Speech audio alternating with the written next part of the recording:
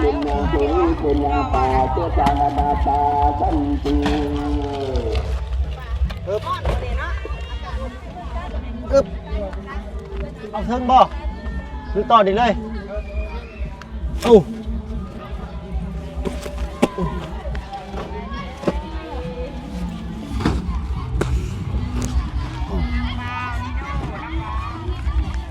ก่อนหน่อยเนาะ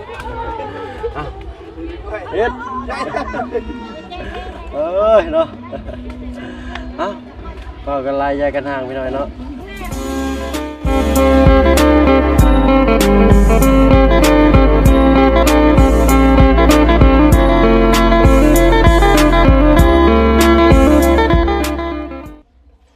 หน่อยเนาะตัดภาพมาตอนใกล้สีเที่ยงพี่น้อยเนาะแดดนอนพี่น้อยเนาะวันนี้ก็เป็นมื้อบุญมื้องานบุญพี่น้อยเนาะทางบ้านโคกไงเด้อพี่น้อยเนาะเด้อมาห่วมหมู่ห่วมทานกันพี่น้อยเนาะดูทางบ้านโคกไงพี่น้อยเนาะทางลุงเขาก็นำข่าวคองเนาะเป็นน้ำหอกน้ำหวานเนาะไปเฮ็ดลงทานอยู่ทางวัดพุ่นแหละพี่น้อยเนาะทางผู้รักผู้ใหญ่เพิ่นก็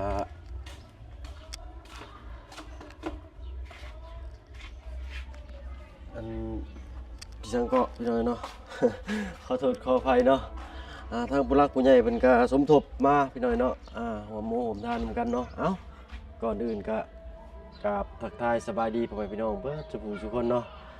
มื้อนี้ก็ยินดีต้อนรับเข้าสู่ช่องเบาเพิ่งเคยหลายคือเก่าพี่น้อยเนาะใกล้สิเที่ยงพี่น้อยเนาะตอนแดดเลยพี่น้องเนาะทางลุงจันทร์เพิ่นก็ลวงหน้าลงไปก่อนเลยพี่น้อยเนาะทางเฮาก็ยังขึ้นมาหาแว่ลูกพี่น้อยเนาะทางน้อยอินเตอร์เพิ่นลืมแว่เนาะทางแม่เพิ่นลืมโอ้ยขอโทษขออภัยพี่น้อยเนาะผู้ใดติดตามรับชมภาพบรรยากาศงานบุญเนาะบั้งไฟเฮาก็ทางบ่เพิ่งก็มีบั้งไฟบั้งนึงพี่น้อยเนาะนี่แหละพี่น้อยเนาะบั้ง3 โลพี่น้อยเนาะบั้งไฟแต่เพิ่นพันสกอตเทปกับพันตันกับกล้วยซื้อย่านนั้นมันนั่นสะเทือนเนาะกระแทกแห้งพี่น้อยเนาะทางว่าเพิ่งบอกเพิ่นพันเนี่ยคักดีๆเด้อเนาะ นี่แหละเป็นบั้ง450,000พี่น้อยเนาะหรือว่า700เนาะก็สิเอาลงไปจุดมื้อนี้เนาะทางลุงจันทร์กันก็ล่วงหน้าลงไปก่อนเลยเนาะทางว่าเพิ่งก็สิไปช่วยเวียกช่วยงานเพิ่นก่อนบัดนี้พี่น้อยเนาะพุ่นแหละติดตามชมภาพบรรยากาศนำกันทางวัดวาอารามพี่น้อยเนาะว่ามือบุญมืองานนี่บรรยากาศสิเป็นอะไรก็สิเก็บภาพบรรยากาศมาให้พี่ให้น้องนะครับได้ชมกันพี่น้อยเนาะว่าแล้วก็ได้ยินเสียงพิณเสียงแคนว่องเขาฮูนี่ก็เฮ็ดใจฮึกเหิมเลยพี่น้อยเนาะแปลว่าห้าวหานนะเสียงพิณเสียงแคนเพิ่นนี่ก็ได้เนาะไปติดตามรับชมภาพบรรยากาศทางวัดวาอารามนำกันพี่น้อยเนาะมื้อนี้ก็ลงไปแจกน้ำแจกในเนาะเฮ็ดโรงทานเนาะรักผู้ใหญ่ก็โมทนามานำหลายทานพี่น้อยเนาะทางแม่น้องอินเตอร์ก็ได้สมทบไป200,000 กีบพี่น้อยเนาะเว้ากันลายยายกันห่างพี่น้อยเนาะไปสู่แดดนำกันพี่น้องเนาะบัดนี้ไปอันนี้ก็เป็นทางนักเรียนเพิ่นชื่อเทียมลงไปฟ้อนร้องฟ้อนรำพี่น้อยเนาะพาพี่พาน้องยามกายเขาทางวัดวาอารามเลยกันแล้วกันพี่น้อยเนาะคนก็สิทยอยมาเลยพี่น้อยเนาะน้องนี่เนาะน้องนี่ชื่อจังนี้เนาะไปพี่น้อยเนาะทางนี้กันเนาะบังไฟลุงกับมันไฟบาบุญเตรียมพร้อมเลยพี่น้อยเนาะไฟบาบุญบ่อ่อนนี่เนาะเนาะสบายดีวินเนอร์สบายดีจ้าสูจ้ากับเป็นเลยเนาะทางว่าบุญเด้อันแม่น้องนิวทางว่าบุญเด้บังไฟสีเขียวของเพิ่นเป็นบ่เพิ่นแกะออกเนาะหางเพิ่นติดใส่ไปเองบ่น่ะทางกันว่าเพิ่งยังบ่ได้เอาลงมาพี่น้อยเนาะอยู่เฮือนพุ่นแหละบ่ได้ติดจ้าสกัดเทปยังติดไว้อยู่เนาะน้องเนาะคนกำลังหลั่งไหลกันเข้ามาทางลุงจันทร์เพิ่นก็ออกไปเอาน้ำเนาะโอ้ แข่งผู้สาวแห่บังไฟพี่น้อยเนาะว่าฮะยุ่งๆบางเนี่ยผู้สาวเนาะแข่งลงต้มบ่แข่งลงต้มบ่แข่งบ่เรื่องเอาบางน้อยก็มีบางใหญ่ก็มีเนาะยอมบ่พบพ่อกันอยู่ห่างวงไฟเนาะสาวบ้านโคกพี่น้อยเนาะมีเสียงเพลงเสียงรำในเด้อพี่น้อยเนาะแต่ว่าสิได้หรือบ่มื้อนี้ก็ได้เนาะบ้านกินข้าวกินน้ำหรือบ่นี่เนาะมาแจกน้ำแจกนายเพิ่นนี่เป็นหลอกเป็นล้มขึ้นมานี่บ่ได้เนาะเนาะทางกันบ่เพิ่นก็สิเอาแม่ไปส่งทั้งลูกสาวก่อนพี่น้อยเนาะโอ้เนาะพี่น้องไปหาทางกันน้องอินเตอร์ก่อนจักเพิ่นอยู่ไสเนาะพี่น้องเนาะโดยเนาะสุจ้าบ้างอ่ะสุจ้าเนาะเก้าหัวงวยพี่น้อยเนาะไปพี่น้อยพี่น้อยมาฮอดทางเฮือนเตอร์เลยเนาะต้นมาอินจี้เพิ่นก็ดอกแดงหุ่งพี่น้อยเนาะแนมมานี่ก็นั่นเนาะทางแม่เพิ่นอันนี้เนาะโอ้ยสบายดีเนาะเอ้าของฝากของต้อนเจ้าก็สิลงไปวัดบ่พุ่นแหละพี่น้อยเนาะห่างวงไฟก็อยู่ทางนั้นเนาะทางกี่ซุ่มพี่น้องเบิ่งแล้วก็สิใส่กันอยู่หั่นแหละมื้อนี้กันเนาะถ้าผู้ชายผู้สาวเพิ่นก็เอาวงไฟย่างไปพุ่นแหละพี่น้อยเนาะสิลงไปพุ่นบ่นี่ได้แล้วล่ะสบายดีป้าลุงด้วยต้าสบายดีก็เนาะสบายดีก็นุ่มๆเนาะสบายดีจ้าเนาะไอ้มี่สบายดีก็ตุ๊สิจ้าเนาะลูกบ่อท่าเพิ่นพี่น้อยเนาะทั้งพ่อเพิ่นก็เลิกลาจากการถ่ายคลิปให้พี่น้องเบิ่งแล้วก็ไปสู่เวียกสู่งานทางฝั่งไทยพุ่นแหละพี่น้อยเนาะใช่ดูล่ะเด้อเด้อตาอีจ้าปลุงด้วยฮะเลยเนาะไปพี่น้องทางเฮากะพุ่นแหละทางป้าทางลุงกะลงมาโฮมกันอยู่หลุมพุ่นแหละพี่น้อยเนาะ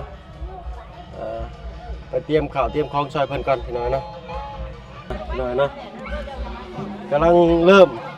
เสียงกล้องกะที่ยาวๆขึ้นแล้วบานนี่พี่น้อยเนาะ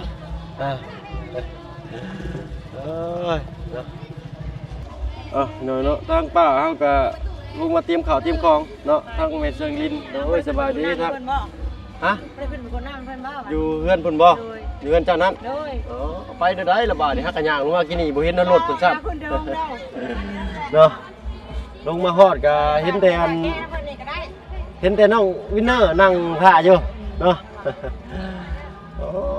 อันน้ำดีโดครับอันน้ำเป็นแพ็คลายได้พี่น้อยเนาะอยู่เทิงนะเนาะรถจักรกันบ่มีพี่น้อยเนาะถ้าคนลงก็แล้วกันสนะพี่น้อยเนาะมาละเพลงบาดนี่มากันทางลุงเนาะหรือว่าแรปเปอร์ลาวเฮาทางบ่าวลาวพี่น้อยเนาะก็โน้หัวมวนซื่อๆเด้อพี่น้อยเนาะก็ผิดพลาดประการใดก็ขอโทษขออภัยนำหลายๆเนาะมาทางมาเบิดเลยมื้อนี้เนาะทางครอบครัวสบายดีทางป้าใหญ่เนาะเบิดเลยทางครอบครัวของทางอันแม่น้องอินเตอร์เนาะแล้วก็ทางป้าลัดป้าเตอร์ป้าใหญ่เนาะทางลุงที่เนาะเรือบ่าวลาวเพิ่นพี่น้อยเนาะมาเบิดเลยมื้อนี้เนาะ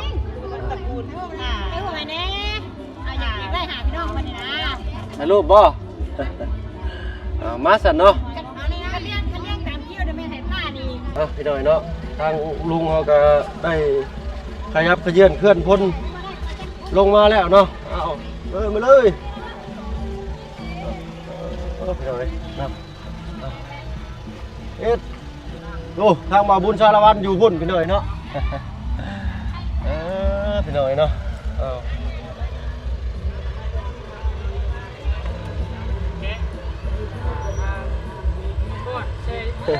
สบายดีจ้าเนาะทางบ่เพิ่งบ่ได้ใส่เสียกันยาวพี่น้อยเนาะ แล้วจะเป็นโยกเมียบาทดิแล้วกันเลยถอยเลยถอยเลย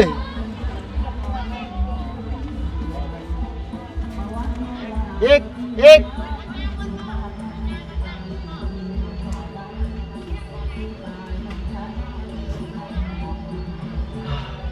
ฮ้อนไปหน่อยเนาะเอามาเพิ่งก็ไม่ได้ใส่เสื้อแขนยาวซ้ำเนาะมาบ้านนี่ตากกระแดดเนาะอันอยู่เซโพนี่ก็ตากกระแดดอีกคือเก่า บ่มีมือได้สิบ่ได้ตากแดดพี่น้อยเนาะ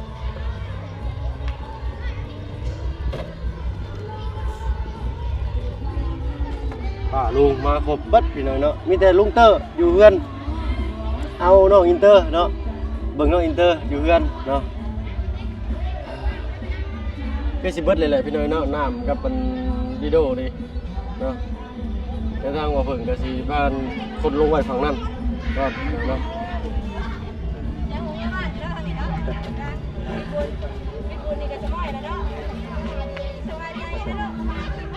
ทางลุงก็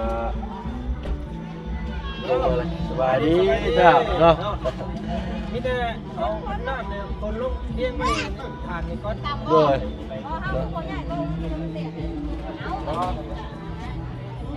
แม่ตู้มากแต่คนจีนใช่ครับ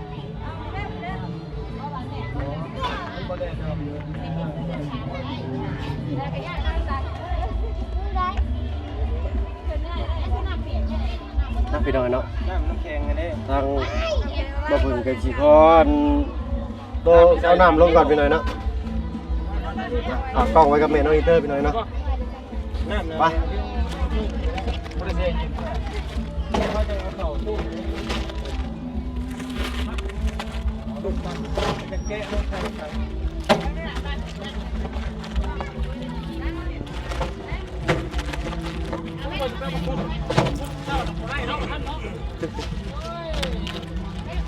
ตุ่มดำอยู่เจ้าแล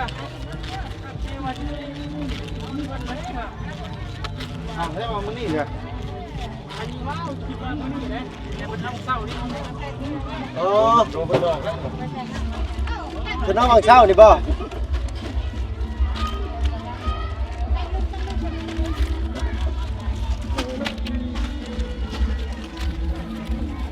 อึ๊บ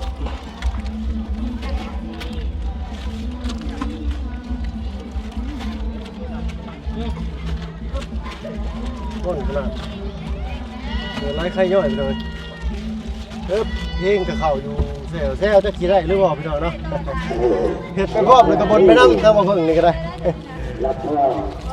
รับพ่อเมื่อโตบาลามีโตโตบาลาสังฆาปาลาติโตปาคาโวลามาตุกันโตสาธุอังปาวังคาตุติโยรัตันตุสาโรปะยุนาตุมาตุยันตาราโยตุติสวะอาภิวาทานาติโลกาโมจังโรจาปัญจานิโยตัสสะโลจัมมาวะทันติอายุอันโนตุสังอารังอาจามาติอายันจาโตตาบินาสันตานิตุตาปิปิตาอิตายาตาตานาโตอุปาตันตาปิโตยาติตัมโมตาอานิตาปิโตเตตานาบุตตาจักตาบารังจาปิปุนามาบุปาปิญญาตุปุญญาปาเจตานาดาตาสันติ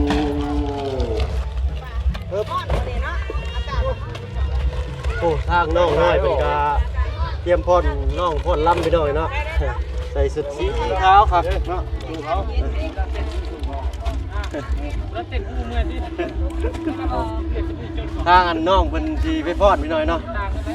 กล้องกับบ่หันในพี่น้องเบิ่งจ้ำไปหน่อยเนาะยืนเทวีอยู่เอาอึ๊บ กล้องไม่ทัน เอาใส่บาทนี่ย้ำเด้ออึ๊บเอาเทิงบ่คือต่อนี่เลยเอ้า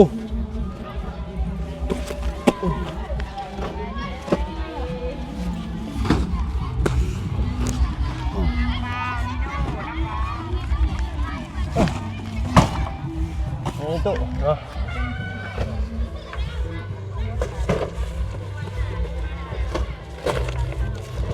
ฮึบ เยี่ยม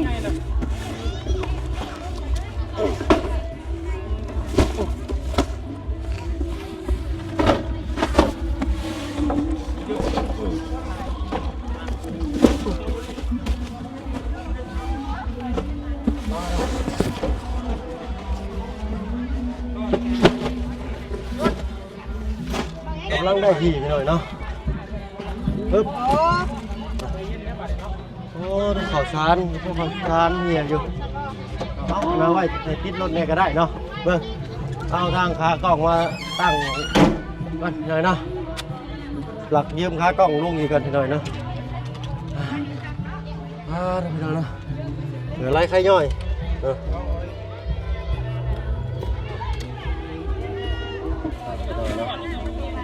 ก็เอาป้อนนอก่อนแล้วก็สีแช่เนาะ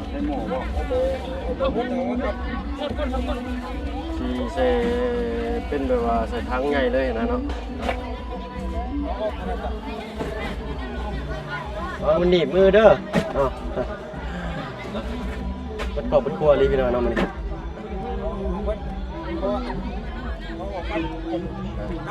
อัดหูมันอัดหูพญานาคก่อนมันน้ำมันอ้วก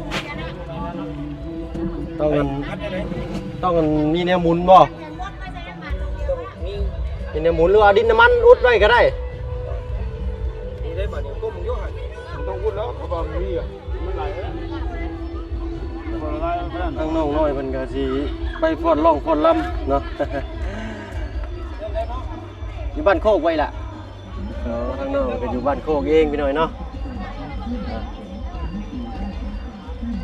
ฟอนอยู่ในวัดนี่เนาะ